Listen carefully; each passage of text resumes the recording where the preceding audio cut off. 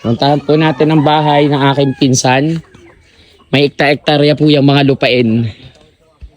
Pero dahil dito sa bundok, ganito po talaga ang mga the best bahay. Yan, tingnan nyo.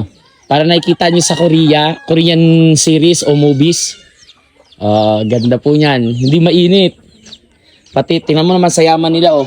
Yung cellphone, pinababayaan lang nila sa sahig. Yan. Nice. Ang ganda din yung tumira. So, wala lang talagang internet. Pupunta ka sa piso wifi. Pero signal sa data, wala. Ang ganda. Ito lang po ang gumawa, si Tio RJ. Yung Tio namin. Yan. Ang pinaka the best po dito. Yan. Ito yung usong-uso pa. Yan. Ito yung usong-uso pa nung 90s, 80s. Si Andrea Brillantes. Uso pa yan.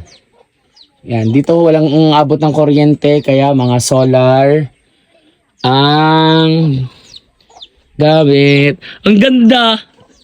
Uy, pwede nga yung Bawiper. Puro ganito ang iyong ipapagawa. Si Tio din ang gumawa nito. Oo nga doon. Lahat. Tio RJ, kayo din ang gumawa ng bahay na to? O, tanyo? Yun o, may kuting na puti. Ala, puting-puti. Ala, yung gusto ko yung blue ma-ice. Ayoko niyan. Pero may ano lang. Ayoko may halo. ilaw. Ayoko. Ay, gusto ko yung kuting. Ayoko naman talaki na.